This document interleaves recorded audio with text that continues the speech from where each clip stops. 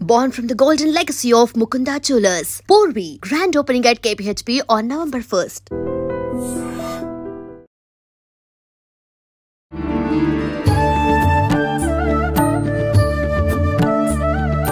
నమస్కారం, welcome to I dream. ధర్మ మార్గం విత్ విజిత కార్యక్రమానికి స్వాగతం. ప్రస్తుతం మనతో పాటు ఉన్నారు ప్రముఖ జ్యోతిష్య వాస్తు పండితులు, లలితా ఉపాసకులు శ్రీ శ్రీ శ్రీ నానాజీ పట్నాయక్ గారు. ఇప్పుడు వారితో మాట్లాడి మరిన్ని విషయాలు తెలుసుకుందాం. నమస్కారం అండి. శ్రీమాత్రే నమః. గురుగారు, కార్తీక మాసంలో మనం సోమవారాల్లో ప్రత్యేకంగా శివుణ్ణి ఆరాధిస్తాం.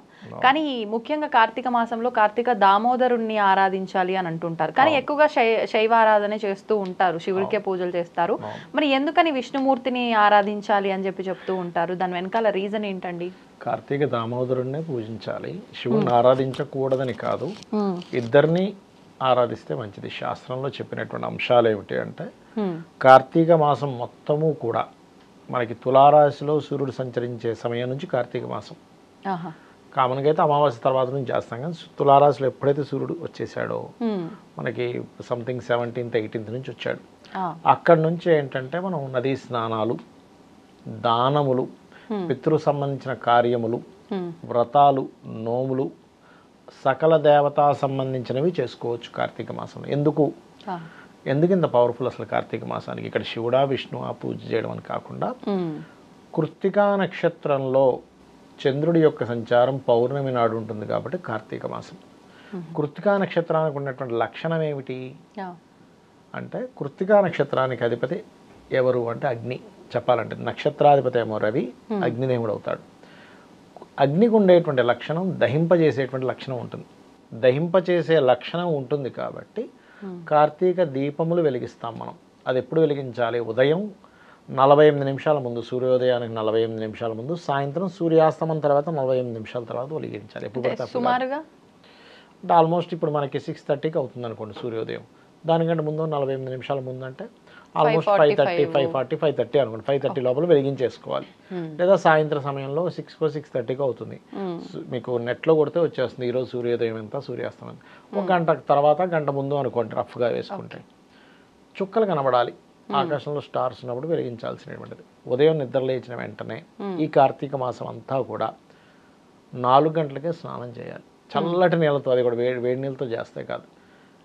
స్త్రీలకి అంటే వాళ్ళు కొంచెం వృద్ధులు ఉన్నారు, చిన్నపిల్లలు ఉన్నారు, అనారోగ్యంతో ఉన్నారు, వాళ్ళు గోరువెచ్చని నీళ్ళతో చేయొచ్చు. కానీ అంటే పూజ చేసేవారు ఒక్కరు కాదు, ఇంటిల్లిపాది చల్లటి నీళ్ళ స్నానాలు చేయాలి. అయ్యో, ఇప్పుడు సూర్య భగవానుడు నీచంలో ఉంటాడు కార్తీక మాసంలో.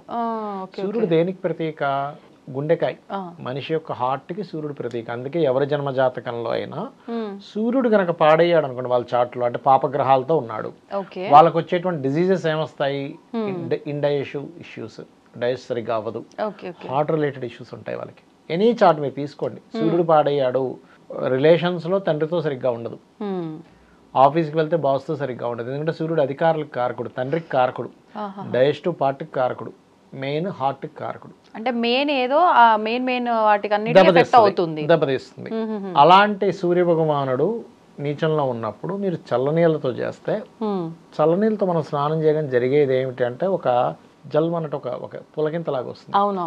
నర్వ్స్లో ఏవైతే క్లాట్స్ ఏర్పడుతుంటాయి అవి క్లియర్ అవుతాయి చల్లనీళ్ళతో చేసినప్పుడు. హార్ట్ ప్రాబ్లమ్స్ తక్కువగా వస్తాయంటారు. అంటే సూర్యుడు తక్కువగా ఉన్నాడు, అప్పుడు సూర్యుడు చాలా నీచ స్థానంలో ఉన్నప్పుడు మీరు చేస్తే ఆ నీచ స్థానంలో గోచారంలో ఉండేటువంటి ఎఫెక్ట్ మీ మీద పడకుండా ఉంటుంది. అది ప్రధానమైనటువంటి కారణం కార్తీక మాసంలో మనం. ఇంకొకటి, కార్తీక మాసంలో వేడి నీళ్ళతో స్నానం చేస్తే కళ్ళుతో స్నానం చేసిన సమానం అంటూ ఉంటారు, అది నిజమా అండి? అంత ఏం కాదు, కానీ మెయిన్గా ఏంటంటే ఇప్పుడు ఒకటే సైంటిఫిక్ రీజన్ అయితే అది. ఇక రెండవది ఏంటంటే,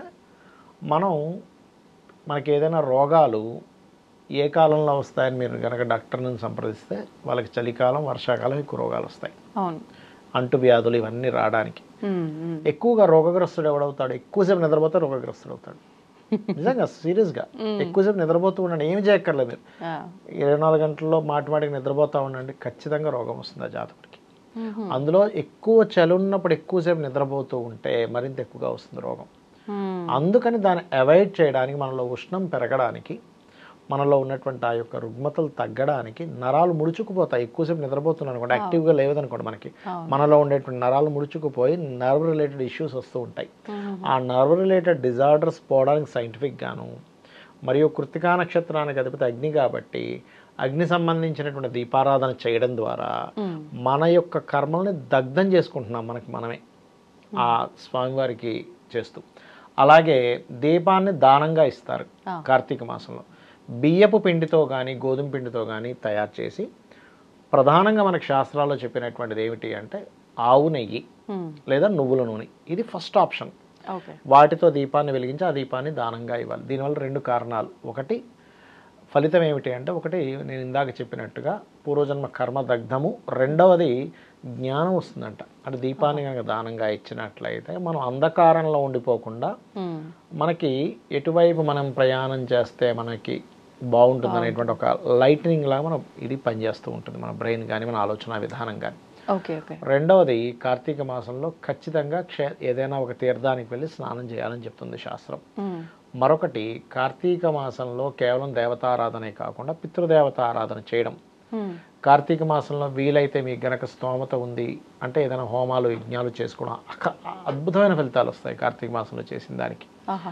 అలాగే కార్తీక మాసంలో అసలు ఎందుకు చేయాలి ఈ క్షేత్ర దర్శనాలు కానివ్వండి అంటే, మనము ఎలాగైతే ఆచరిస్తుంటామో దేవతలు, సిద్ధులు, అప్సరులు, మహర్షులు వీళ్ళందరూ కూడా వచ్చి తీర్థాల్లో స్నానం చేసి వెళ్తూ ఉంటారు కార్తీక మాసంలో. అందుకని వాళ్ళ యొక్క ఎనర్జీస్, ఇప్పుడు సిద్ధులు కానీ వీళ్ళందరూ ఏంటంటే మనం పడుతున్న తపనికి వాళ్ళు జాలి పడతారు ఒక్కోసారి. అరే ఈ ప్రాణి ఇలా ఇబ్బంది పడుతుంది కదా, జాలి పడి మన మీద ఒక దృష్టి పడింది అనుకోండి వాళ్ళది, మన కర్మలు దగ్ధమైపోతాయి. అందుకని క్షేత్ర దర్శనం చేయండి కార్తీక మాసంలో, తీర్థయాత్రలో స్నానం చేయండి, తీర్థయాత్రలు చేయండి, లేకపోతే తీర్థాల్లో స్నానం చేయండి అని చెప్పి చెప్తూ ఉంటారు. అలాగే ఈ యొక్క కార్తీక మాసంలో ఉపవసించి, అంటే పొద్దున్నంతా కాస్త తినకుండా టిఫిన్ లాంటిది ఏం చేసి సాయంత్రం కూడా భోజనం చేస్తారు. నక్తము, చుక్కను చూసి భోజనం చేయడం అంటారు. ఇవన్నీ చేయడం ద్వారా ఏమవుతుందంటే, ఎప్పుడు కూడా హెల్త్ ఇష్యూస్ ఎక్కువగా ఎప్పుడు వస్తాయంటే ఇందాక నేను చెప్పినట్టుగా ఎక్కువ నిద్రపోవడం వల్ల, రెండవది ఎక్కువగా ఫుడ్ తినడం వల్ల కూడా వస్తాయండి. ఫుడ్డే మెయిన్ కారణం. దీనివల్ల ఏమవుతుంది, మన బాడీలో ఉండేటువంటిది ఏదైతే రుగ్మతకి కారణం అవుతూ ఉంటుందో అది మనకి రాకుండా చేస్తూ ఉంటుంది ప్రక్రియ వల్ల. అది అలాగే ఎక్కువగా హోమాలు చేయడం వల్ల మంచి ఫలితాలు వస్తూ ఉంటాయంటారు. అదేవిధంగా ఒక్కొక్క విషయానికి ఒక్కొక్క పరిహారం ఉంటుంది కార్తీక మాసంలో. ఇప్పుడు ప్రతిదీ ఆటంకం ఎక్కువగా జరుగుతుంది కార్తీక మాసంలో. శివకేశవులతో పాటు గణపతి ఆరాధన ఎక్కువగా చేయండి. ఖచ్చితంగా వాళ్ళ జీవితంలో ఉండేటువంటి ఏదైతే ఆటంకాలు ఉంటాయో 100% పోతాయి. అలాగే అనారోగ్య సమస్యలు ఉన్నాయి, సూర్య ఆరాధన ఎక్కువగా చేయండి కార్తీక మాసంలో. అదేవిధంగా కొన్ని దానాలు చెప్పారు. ఇప్పుడు బాగా అనారోగ్యాలు ఉన్నాయి, లేకపోతే ప్రమోషన్స్ రావట్లేదు, కొన్ని ఇబ్బందులు ఉన్నాయి, వాళ్ళ యొక్క లైఫ్లో వాళ్ళు ఏదైతే మంచి స్టేజ్కి వెళ్ళలేకపోతున్నారు, గోధుమలు దానంగా ఇవ్వాలి. గోవుకి గోధుమ రవ్వ తినిపించమని చెప్తూ ఉంటారు. మెడిటేషన్స్ చేస్తే కనుక కార్తీక మాసంలో బియ్యం దానంగా ఇవ్వడం, అన్నదానాలు ఎక్కువగా చేస్తే మానసిక రుగ్మతలు తగ్గుతాయి, మానసికంగా ఉండేటువంటి స్ట్రెస్ అనేది తగ్గుతుంది. వివాహం అవ్వటం లేదు. ఇక్కడ సూర్యుడు నీచంలో ఉంటాడు కార్తీక మాసంలో. మనం చూస్తే కార్తీక మాసంలోనే ఏదైనా సంబంధాలు చూస్తూ ఉంటాం. ఇక్కడ ఏంటంటే కార్తీక మాసంలో సూర్యుడు నీచంలో ఉన్నందుకు ఇప్పుడు ప్రత్యేకంగా రవి కుజుడితో కలిసి ఉన్నాడు సూర్యుడు ఇప్పుడు ఈ కార్తీక మాసంలో. కాబట్టి కొంచెం వివాహ సంబంధించినటువంటి విషయంలో ఎవరైనా కార్తీక మాసం మంచిదని వివాహం జోలికి వెళ్ళినప్పటికీ వాళ్ళ పర్సనల్ చార్ట్స్లో రవికుజుల యొక్క స్థితిగతులు ఎలా ఉన్నాయో కూడా చెక్ చేసుకోవాలి. ఎందుకంటే గోచారంలో ఉండేటువంటి గ్రహాల యొక్క స్థితి వాళ్ళ పర్సనల్ చార్ట్లో ఉండేటువంటి గ్రహాల స్థితి మ్యాచ్ అయితే దాని ఎఫెక్ట్ ఎక్కువగా ఉంటుంది వారికి. అది పాజిటివ్ కావచ్చు, నెగిటివ్ కావచ్చు. ఈ జాగ్రత్తలు తీసుకోవాలి. ఇక్కడ ఏంటంటే ఒక దీక్షలాగా 30 రోజులు తీసుకొని చేసేవాళ్ళు ఉంటారు. వీళ్ళ ఆహారపు అలవాట్ల నుంచి దగ్గర నుంచి దేవతా సంబంధించిన ఆరాధన దగ్గర నుంచి వాళ్ళ యొక్క మానసిక స్థితి, ముఖ్యంగా ఏంటంటే ఏదో దీపం పెట్టేసామా ఇంటికి వచ్చేసామా అంటే సరిపోదు. పక్కవాడి మీద మనం ఎప్పుడు కూడా ఏడవడం కానీ, గాసిప్స్ చెప్పడం కానీ, ఇంకోటేవో ఇట్లాంటివి చేయకూడదు. ముఖ్యంగా ఆధ్యాత్మికత అంటే గుడికి రావడం కాదు, నీ మనస్సుని కంప్లీట్గా నీ ఆలోచన విధానాన్ని సమాజానికి ఏం ఉపయోగపడేలా చేస్తున్నావు, నువ్వు ఎలా జీవిస్తున్నావు అనేది ఆధ్యాత్మికంగా దేవతకి ప్రతిదీ కూడా దేవతకి సమర్పిస్తూ, అమ్మవారికి సమర్పిస్తూ లేదా అయ్యవారికి సమర్పిస్తూ నీ జీవితాన్ని ఎలా గడుపుతున్నావు అది ముఖ్యం. అదంతా చూసుకుంటే సరిపోతుంది. అంటే భక్తితో పూజలు చేసినప్పటికీ దుర్మార్గపు ఆలోచనలు ఉంటే అంత వృధా అన్నట్లు. అంటే దేవత రాదండి. మీరు పూజ చేస్తే రావడం కాదు, మీ యొక్క తత్వాన్ని బట్టి దేవత మన దగ్గరికి వస్తుంది. ధన్యవాదాలండి. శ్రీమాత్రే నమః. And for more videos, Please subscribe to iDream. Please subscribe to iDream. Please subscribe iDream. And please subscribe to iDream. For more videos, subscribe to iDream. please like, share and subscribe to the channel. Congratulations, iDream. Subscribe to iDream. Subscribe to iDream. So subscribe to iDream Media. iDream ki iDream team అందరికి huge congratulations. Please subscribe iDream Media. Please subscribe to iDream. Subscribe iDream. Please subscribe to iDream. iDream అంటే నా కళల channel subscribe చేసుకున్నారు, నోరు తిరుగుతలేదు, మీరైతే గంట గుర్తు కొట్టండి. For more such videos, please subscribe to iDream. Subscribe to iDream. Please subscribe to iDream. Please subscribe iDream Media. Please do subscribe to iDream. Please subscribe to iDream Media. For best entertainment and information, please subscribe iDream. And don't forget to subscribe to iDream.